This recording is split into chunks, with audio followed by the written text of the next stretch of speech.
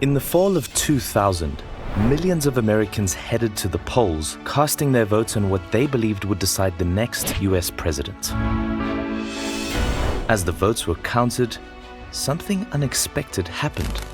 Al Gore won the popular vote, but George W. Bush was declared the winner. For America, and thankful that we were able to resolve our electoral differences in a peaceful way. Ignoring votes means ignoring democracy itself. Confusion spread across the nation. How could the candidate with fewer votes win? The answer lay in an obscure, century-old system called the Electoral College. This moment sparked heated debates, revealing the complexities and controversies of the system that, to this day, determines who leads the United States. In this video, we'll be taking a brief look at what this concept is and how it works since its inception. If you haven't already, please take a moment to subscribe to the channel for more direct and simple content about how the US electoral system works. So, let's get into it. What is the Electoral College? Let's take a moment to define exactly what the Electoral College is. The Electoral College is a unique and often debated system used to determine the outcome of presidential elections in the United States. Established by the US Constitution, the Electoral College is a mechanism that reflects a blend of federalism, allowing for both state and national considerations in selecting the president. It was originally designed by the Founding Fathers as a compromise between electing the president by popular vote and having Congress select the president. What is the structure and how does it work? The Electoral College consists of 538 electors. This number represents the total number of voting members in the US Congress: 435 representatives, 100 senators, and 3 electors from the District of Columbia under the 23rd Amendment, but we won't get into that now. The number of electors each state has is equal to its number of representatives and senators in Congress. For example, California, the most populous state, has 55 electors, 53 representatives, and 2 senators, while smaller states like Wyoming, Vermont, and Delaware have only 3 electors. So the Electoral College operates through a process that takes place over several months. The system works in these following steps. Number 1, the selection of electors. Political parties in each state nominate a slate of electors, typically loyal party members, before the general election. When voters in the general election cast their ballots for a presidential candidate, they are actually voting for the slate of electors chosen by the candidate's party. These electors pledge to vote for the party's candidate. Number 2, the general election. On election day, usually the first Tuesday after the first Monday in November, US citizens cast their votes.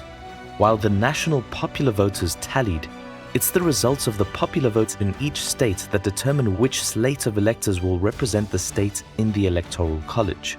Most states use a winner-takes-all system, where the candidate who wins the popular vote in that state receives all of its electoral votes.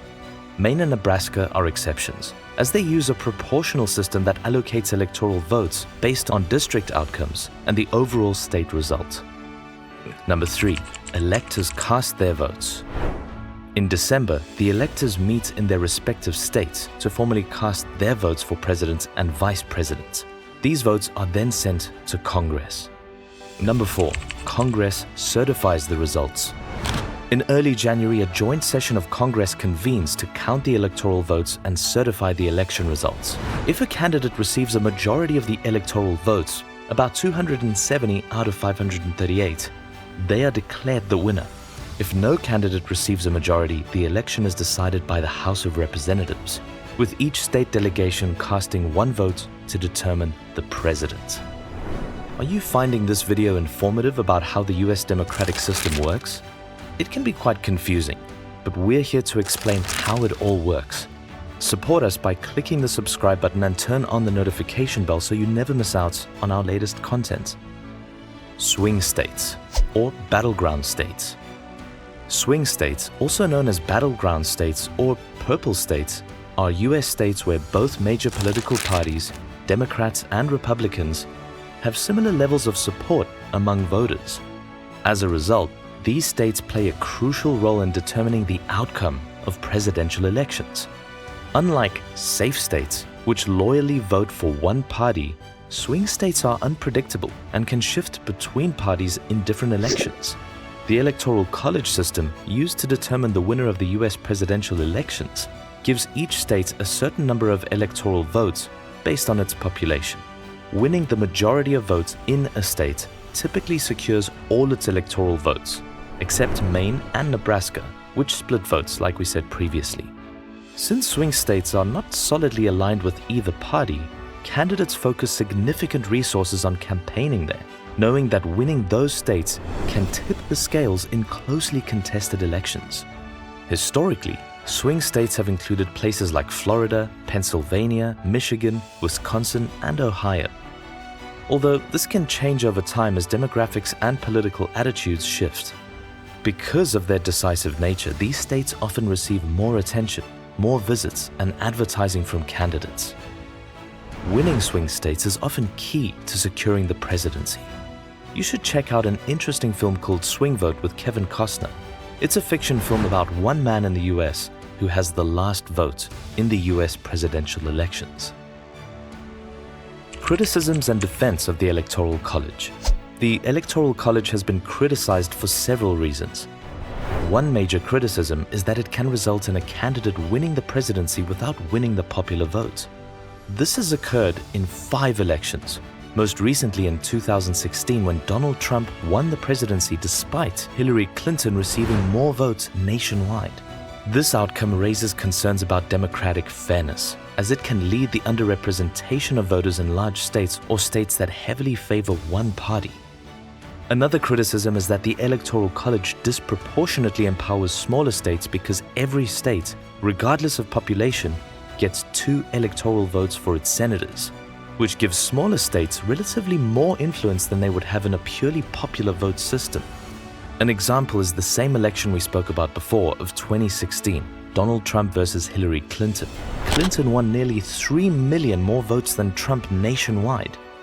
However, Trump won key battleground states such as Pennsylvania, Michigan, and Wisconsin, allowing him to secure 304 electoral votes to Clinton's 227 and win the presidency.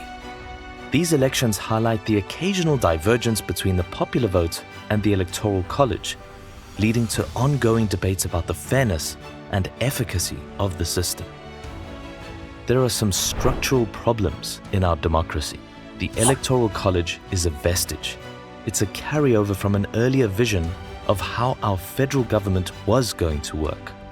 This is a direct quote from former President Barack Obama describing the controversial nature of this system. The Electoral College is an integral part of the US presidential elections.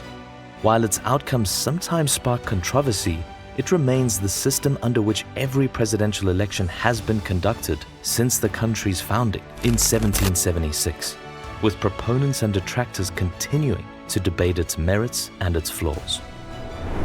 Well, what do you think about the Electoral College system? Does it seem fair or does it need to be remodeled? Let us know in the comments below and stay tuned to our channel as we'll be uploading weekly videos leading up to the election date on the 5th of November this year.